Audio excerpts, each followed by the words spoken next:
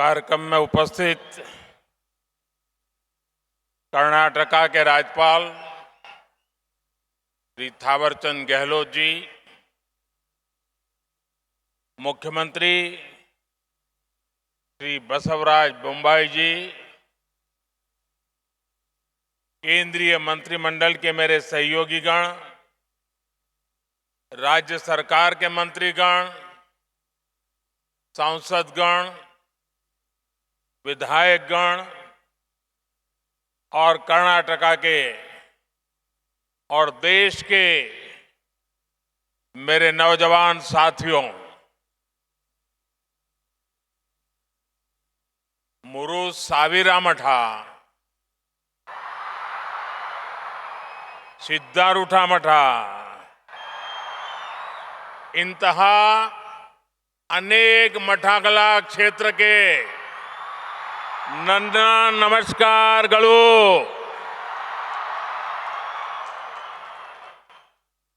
ರಾಣಿ ಚೆನ್ನಮ್ಮನ ನಾಡು, ಸಂಗೊಳ್ಳಿ ರಾಯಣ್ಣನ ಬಿಡು, ಈ ಪುಣ್ಯ ಭೂಮಿಗೆ ನನ್ನ ನಮಸ್ಕಾರಗಳು।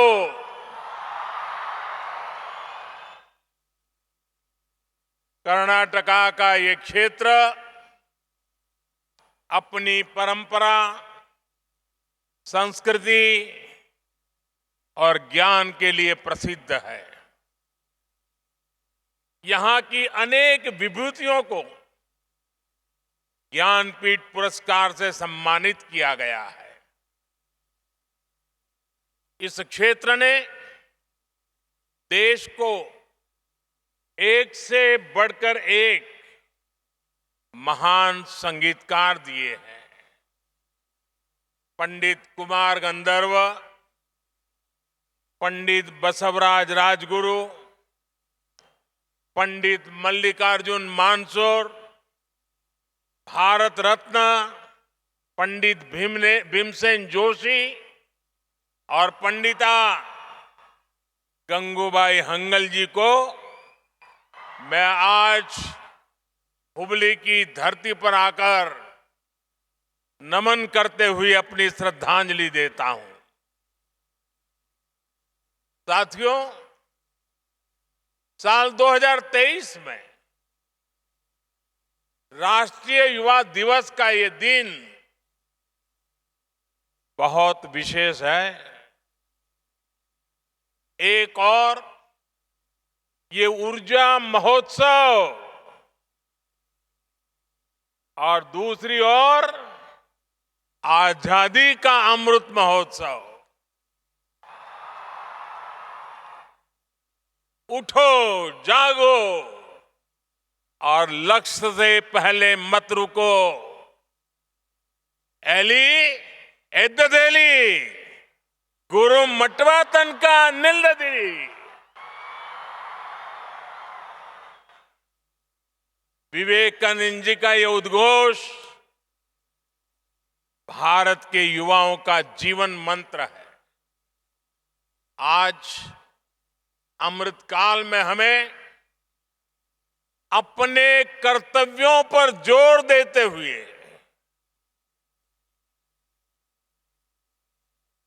अपने कर्तव्यों को समझते हुए देश को आगे बढ़ाना है। और इसमें भारत के युवाओं के सामने स्वामी विवेकानंद जी की बड़ी प्रेरणा है।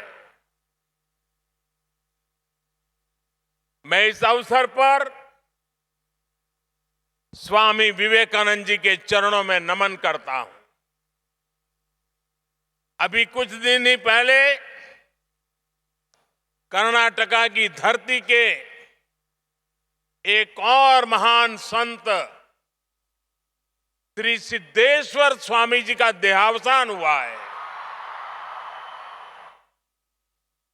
मैं सिद्धेश्वर स्वामी जी को भी आदरपूर्वक श्रद्धांजलि अर्पित करता हूं। साथियों, स्वामी विवेकानंद जी का कर्नाटका से अद्भुत रिश्ता था। उन्होंने अपने जीवन काल में कर्नाटका और इस क्षेत्र की कई यात्राएं की थी। बंगलुरु जाते समय वो हुबली, धारवाड़ भी आए थे। इन यात्राओं ने उनके जीवन को एक नई दिशा दी थी। मैसूरू के महाराजा भी उन लोगों में से एक थे जिन्होंने स्वामी विवेकानंद जी को शिकागो यात्रा में उनकी मदद की थी। स्वामी जी का भारत भ्रमण इस बात का भी प्रमाण है कि कितनी ही सदियों से हमारी चेतना एक थी। एक राष्ट्र के रूप में हमारी आत्मा एक थी। ये एक भारत श्रेष्ठ भारत की भावना का अमर उदाहरण है।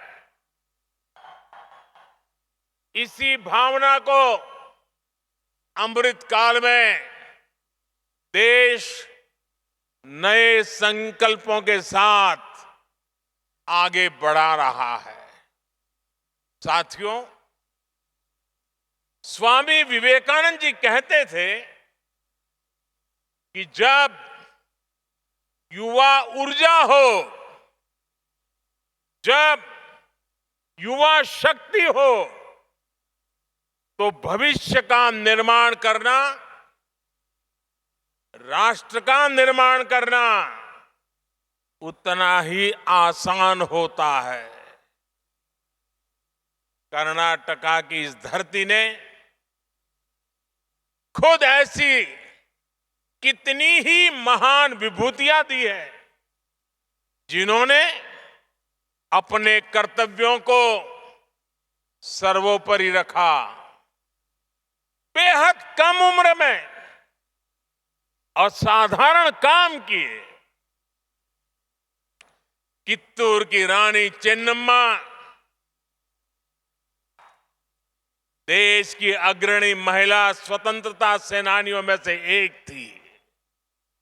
उन्होंने सबसे मुश्किल समय में भी आजादी की लड़ाई को नेतृत्व दिया।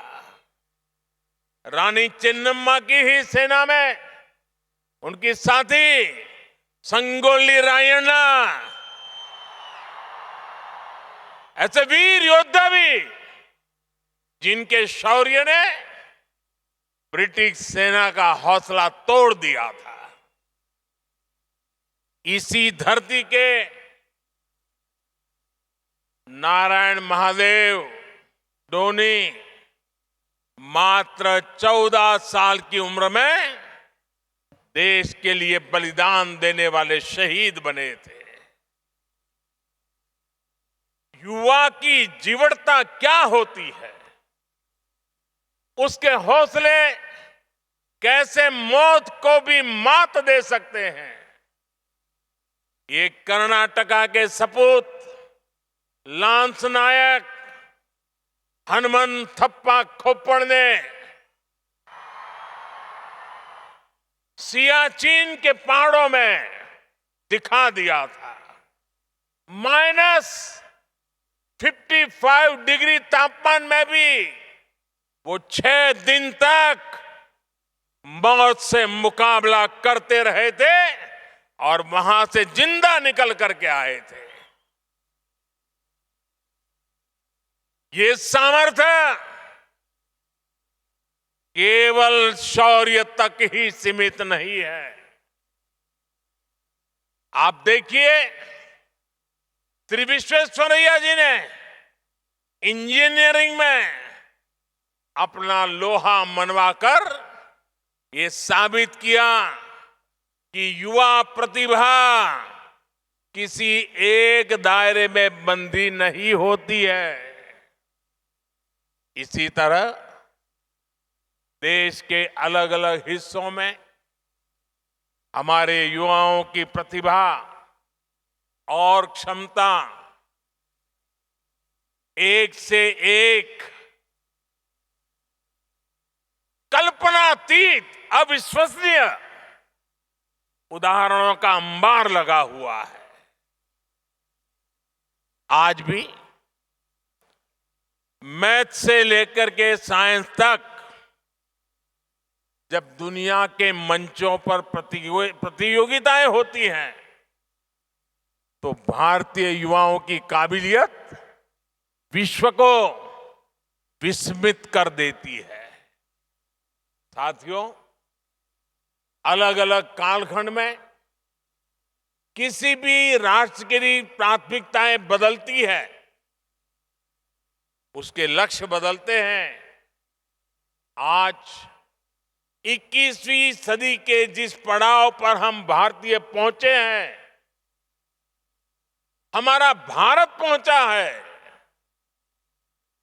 वो उपयुक्त समय सदियों के बाद आया है।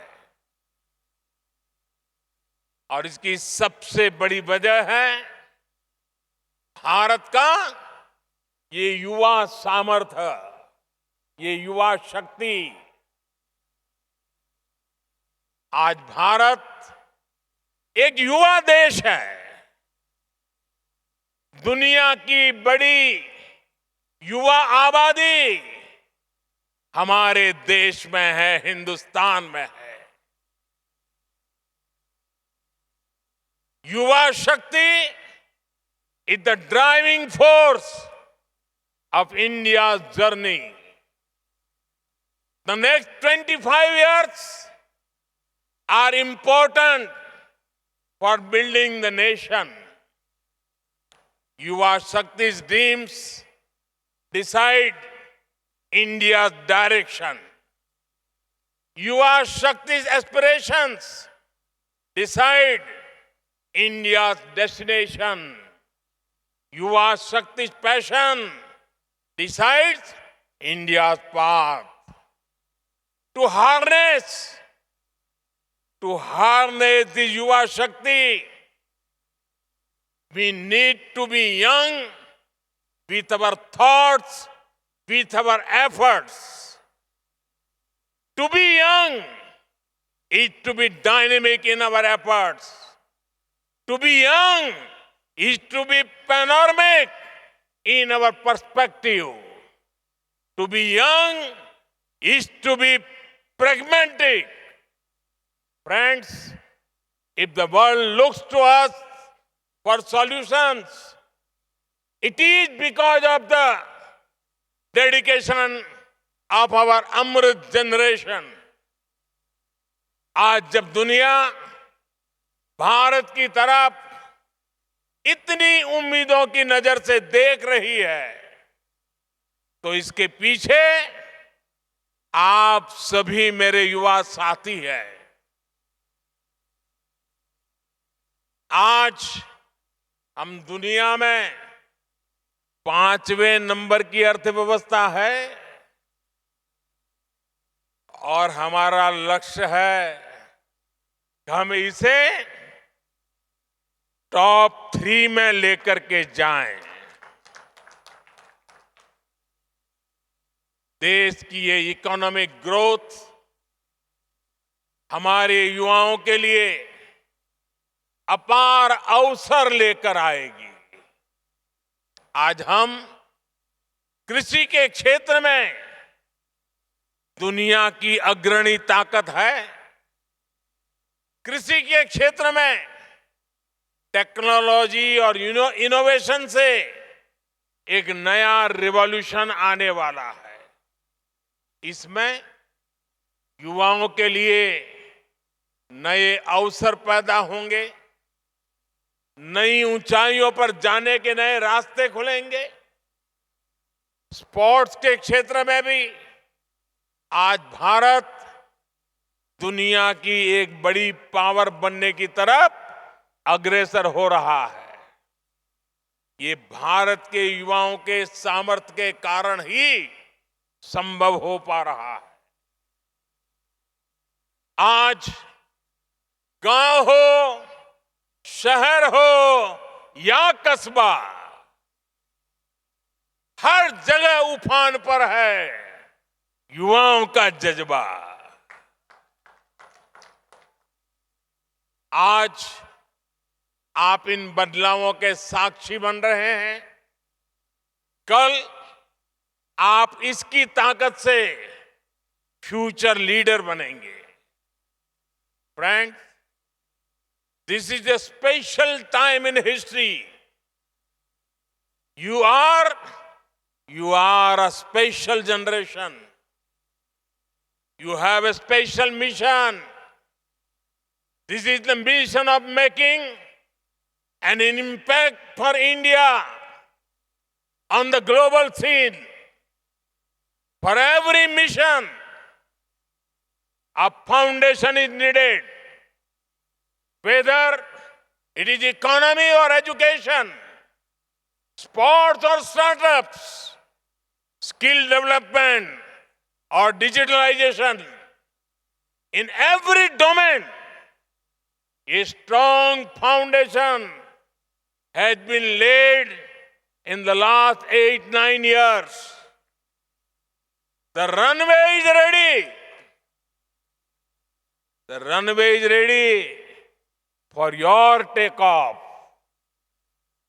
Today, there is a great optimism in the world towards India and its youth. This optimism is about you. This optimism is because of you. And this optimism is for you. Today, there are global voices saying this century is India's century.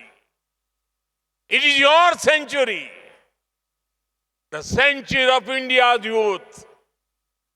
There are global surveys saying majority of the big investors want to invest in India. These investors want to invest in you, India's youth. Indian startups are getting record investments. Many global companies are setting up manufacturing plants to make in India. From toys to tourism, defense to digital, India is making headlines across the world.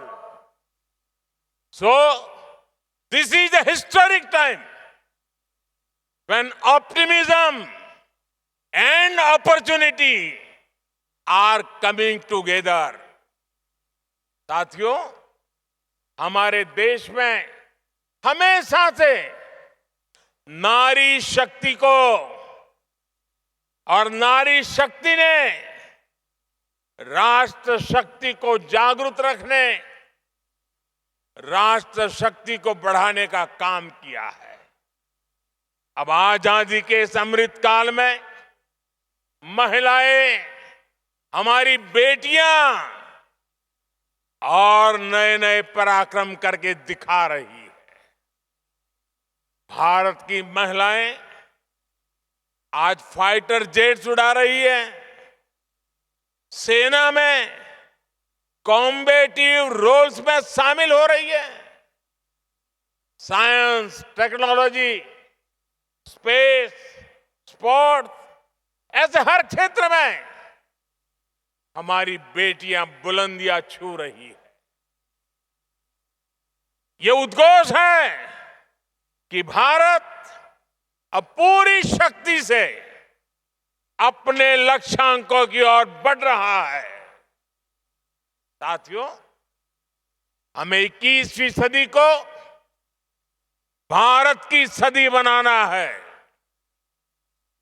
और इसलिए ये जरूरी है कि हम वर्तमान से 10 कदम आगे की सोचें। हमारी सोच फ्यूचरिस्टिक हो, हमारी अप्रोच फ्यूचरिस्टिक हो। ये जरूरी है कि युवा आकांक्षाओं की पूर्ति के लिए आप पॉजिटिव डिसरप्शन करें, विश्व के आधुनिक देशों से भी आगे चले। अगर हम याद करें, आज से 10-20 वर्ष पूर्व ऐसी कितनी ही चीजें अस्तित्व में भी नहीं थी जो आज हमारे जीवन का अभिन्न हिस्सा है। इसी तरह आने वाले कुछ वर्षों में संभवतः ये दशक खत्म होने से पहले पहले हमारी दुनिया एकदम बदलने वाली है। Artificial intelligence, machine learning, internet of things और AR, VR जैसी इमर्जिंग टेक्नोलॉजी एक नए स्वरूप में इवॉल्व हो चुकी होंगी। डेटा साइंस और साइबर सिक्योरिटी जैसे शब्द कहीं ज्यादा गहराई से हमारे जीवन के हर आयाम से जुड़ चुके होंगे। हमारी शिक्षा से लेकर देश की सुरक्षा तक, हेल्थ केयर से लेकर कम्युनिकेशन तक, सब कुछ एडवांस टेक्नोलॉजी के जरिए एक नए अवतार में दिखने वाला है। आज जिन कामों का अस्तित्व भी नहीं है, आने वाले समय में वो युवाओं के लिए मेन स्ट्रीम प्रोफेशन होने की संभावनाएं हैं। इसलिए ये जरूरी है कि हमारे युवा फ्यूचर स्किल्स के लिए खुद को तैयार करें। दुनिया में जो कुछ नया हो रहा है, हमें उससे खुद को जोड़ना होगा। जो काम कोई नहीं कर रहा है, हमें उन्हें भी करना होगा।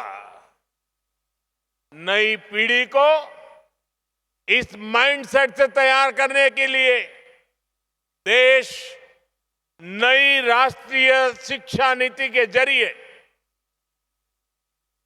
प्रैक्टिकल और फ्यूचरिस्टिक एजुकेशन सिस्टम तैयार कर रहा है। आज स्कूल से ही इनोवेटिव और स्किल ओरिएंटेड एजुकेशन पर फोकस है। युवाओं के पास आज चॉइस के हिसाब से आगे बढ़ने की आजादी है। ये बुनियाद भविष्य के भारत का निर्माण करने वाले फ्यूचर रेडी युवाओं को तैयार करेगी। साथियों, आज इस तेजी से बदलते विश्व में स्वामी विवेकानंद जी दो संदेश हर युवा के जीवन का हिस्सा होने चाहिए। ये दो संदेश हैं, इंस्टीट्यूशंस और इनोवेशन। इंस्टीट्यूशन तब बनता है जब हम अपने विचार को विस्तार देते हैं, टीम स्पिरिट से काम करते हैं। आज हर युवा को चाहिए कि वो अपनी इंडिविजुअल सक्सेस को टीम सक्सेस के रूप में विस्तार दे। यही टीम स्पिरिट टीम इंडिया के रूप में विकसित भारत को आगे ले जाएगा। मेरे युवा साथियों, आपको स्वामी विवेकानंद की एक और बात याद रखनी है। इनोवेशन के लिए भी स्वामी विवेकानंद जी कहते थे, हर काम को 3 चरणों से गुजरना पड़ता है: उपहास, विरोध और स्वीकृति। और अगर इनोवेशन को एक लाइन में परिभाषित करना है तो वो यही है। उदाहरण के लिए, कुछ साल पहले देश में डिजिटल पेमेंट की शुरुआत हुई थी, तो कुछ लोगों ने इसका खूब मजाक उड़ाया था। स्वच्छ भारत अभियान शुरू हुआ तो भी इन लोगों ने कहा कि ये सब भारत में चलने वाला नहीं है। देश गरीबों के लिए बैंकों में जनधन खाते खुलवा रहा था, योजना लेकर आया, उसका भी मजाक उड़ाया। कोविड के समय हमारे वैज्ञानिक स्वदेशी वैक्सीन लेकर आए तो उसका भी उपहास किया गया कि ये काम भी करेगा या नहीं। लेकिन अब देखिए, आज भारत डिजिटल पेमेंट में वर्ल्ड लीडर है। आज जनधन खाते हमारी इकोनॉमी की एक बड़ी ताकत है। वैक्सीन के क्षेत्र में भारत की उपलब्धि की दुनिया में चर्चा हो रही है। इसलिए आप युवाओं के पास अगर कोई नया आइडिया है तो याद रखें कि आपका उपहास हो सकता है, विरोध हो सकता है, लेकिन अगर अपने आइडिया पर आपको यकीन है तो उस पर टिके रहिए, उस पर भरोसा बनाए रखिए। आपकी सफलता मजाक बनाने वालों की सोच से कहीं बड़ी साबित होगी। साथियों, युवाओं को साथ लेकर आज देश में लगातार कुछ न कुछ नए प्रयास और नए प्रयोग हो रहे हैं। इसी कड़ी में नेशनल यूथ फेस्टिवल में भी देश के अलग अलग राज्यों के युवा विभिन्न प्रतियोगिताओं में हिस्सा लेने के लिए जुटे हैं। ये कुछ कॉम्पिटिटिव और कोऑपरेटिव फेडरलिज्म की तरह है। क्या अलग अलग राज्यों के युवा स्वस्थ प्रतिस्पर्धा की भावना लेकर अपने कौशल का प्रदर्शन करने आए हैं। यहां ये ज्यादा महत्वपूर्ण नहीं है कि कौन जीता, क्योंकि हर स्थिति में जीत भारत की होगी। क्योंकि यूथ फेस्टिवल में हमारे युवाओं का टैलेंट निखर कर सामने आएगा। आप यहां एक दूसरे से कंपटीशन करने के साथ साथ एक दूसरे के साथ कोऑपरेट भी करेंगे। इसलिए तो कहा जाता है कि कंपटीशन तभी हो सकता है जब उसमें भाग लेने वाले एक नियम को पालन करवाने में एक दूसरे का सहयोग करें। हमें कंपटीशन और कोऑपरेशन की स्पिरिट को लगातार आगे बढ़ाना है। हमें हमारे हर लक्ष्य में ये सोचना है कि हमारी इस सफलता से देश कहां पहुंचेगा। आज देश का लक्ष्य है विकसित भारत, सशक्त भारत। हमें विकसित भारत के सपने को पूरा किए बिना न रुकना है, न विराम करना है। मुझे विश्वास है हर युवा इस सपने को अपना सपना बनाएगा, अपने कंधों पर देश की ये जिम्मेदारी लेगा। इसी विश्वास के साथ आप सभी को एक बार फिर बहुत बहुत धन्यवाद, बहुत बहुत शुभकामनाएं।